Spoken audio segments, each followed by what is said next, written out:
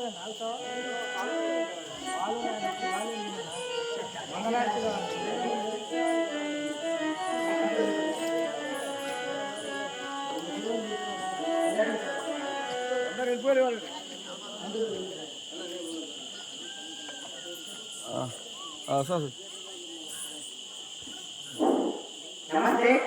మరి పాలమూరు జిల్లా రాజపూర్ మండలం మరి పూతపల్లి గ్రామంలో గత 4 రోజుల నుంచి మరి తెలంగాణ రాష్ట్రంలో తెలంగాణ రాష్ట్ర సంపదటువంటి వీధి నాటకాల వైభవం మరి ఈ మధ్య కాలంలో కనుమరుగవుతున్న మాట వాస్తవమే.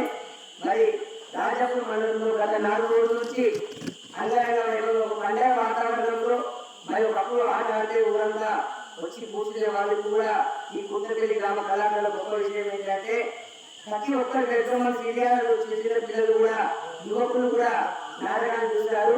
ఎందుకంటే అంతమంది చూసినందుకు నాటకం విజయవంతం అయినట్టే. మరి చాలా గ్రామాల్లో ఒక 20-30 మంది వరకు వస్తారు ఈ ఊర్లో.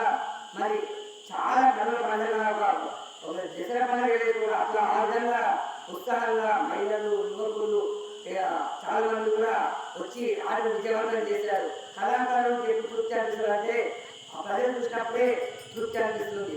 మరి ఈ రోజు 4 రోజుల నుంచి కూడా ఎంతో కష్టపడి కళాకారులందరూ కూడా చక్కగా నాటకాన్ని ప్రదర్శించారు.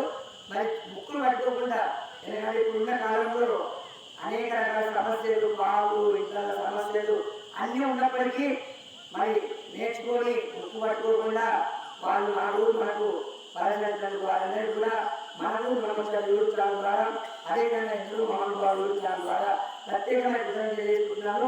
అదేవిధంగా మరి ఎదురుల యాదగిరి గారు పంతులు వారి ఆధ్వర్యంలో మరి వాళ్ళంతా కూడా చాలా క్రమశిక్షణతోటి మరి అక్కడ చిన్న రూపాలు ఉంటే ఉండొచ్చు, నాకైతే కనిపించలేదు. ఉండి ఉంటాయి కళాకారుల రూపాలు, మరో కళాకారులు వస్తాయి. మరి వారు చిన్న వయసులోనే పండు పాత్రలు వహిస్తూ మరి ఇలాంటి కోపం లేకుండా సహనంతో ఓర్పుతోటి ఆట చేయడానికి చూడడం జరిగింది. కొంతమంది పంతులు ఆటలోనే అన్ని పోవడం జరుగుతుంది. రకరకాల ఇబ్బందులు ఆటలోనే చేస్తూ ఉంటారు, అన్ని పైన చూసుకుంటారు. మరి కళాకారులు మరి ఇంట్లో చూసుకుంటారు. కానీ ఇక్కడ సమయానికి వచ్చి మరి ఆయన లోపల ఏమో కానీ సమయానికి వచ్చి కళాకారులతో పాటు చేతులను అందించి ఆటలు విజయవంతం పోయినందుకు వారు కూడా ప్రత్యేకంగా ధన్యవాదాలు తెలియజేస్తున్నారు.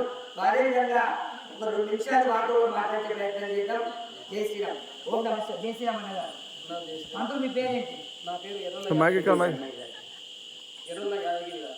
మీరు ఈ ఆటలో ఏ సంవత్సరం నుంచి నేర్చుకున్నారు? నేను దాదాపు ఈ కళారంగంలోనికి ఒక 20 సంవత్సరాల నుంచి దీనిలో పాల్గొనడం జరుగుతుంది. దాదాపు 2000 సంవత్సరం 2022 నుంచి నేను ఈ కార్యక్రమంలో పాల్గొంటున్నాను. ఇప్పుడు ఈ ఆట నేర్చుకోవడానికి ఎన్ని రోజులు పట్టింది? ఈ కుద్రపల్లి గ్రామంలో ఈ ఆట నేర్పడానికి మాకు 50 రోజులు సమయం తీసుకున్నాం. 50 రోజులు అంటే ఆటతో పాటు 60 రోజులు సమయం పట్టింది.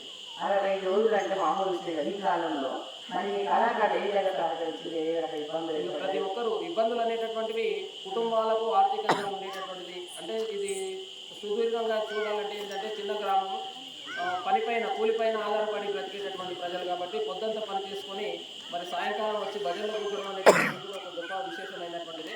ఎంత కష్టపడినప్పటికీ కూడా వాళ్ళు భజనలో అందరూ కూడా వచ్చి తమ పాటలు తాను నేర్చుకోవడం, నాకు సహకరించడం అనేటటువంటి జరిగింది. మరి ఇక్కడ ఒక చిన్న గొప్ప విషయం ఏంటంటే నేను ఎక్కడ చూడలేదు, చాలా మంది వెళ్ళాను. ఈ రాజపూర్ మండలంలో పూతపల్లి గ్రామంలో మరి ఎస్సీ సోదరులు బీసీ సోదరులు కలిసి ఆడమని చాలా గొప్ప విషయము. ఎందుకంటే ఇదే సంస్కృతి తెలంగాణ ఇప్పటికే చాలా మంది కళాకారులు అక్కడ ఆడట్లేదు. ముందు ఈ విధంగానే అయ్యే అవకాశం కనిపిస్తుంది. మరి 3 ఉన్నారు కదా, వీళ్ళు మీకు ఏం చేసుకోవాలి సహకరించారు?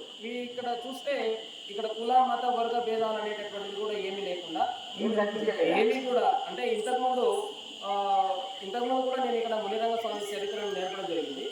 అప్పుడు కూడా అన్ని వర్గాలకు చెందినటువంటి వారు ఇక్కడ చిన్న ధనిక పేద వర్గం అనేటటువంటిది ఏమి లేకుండా కూడా ఉండేటటువంటి ఒక దాదాపు 40 ఇండ్లు ఉంటాయి.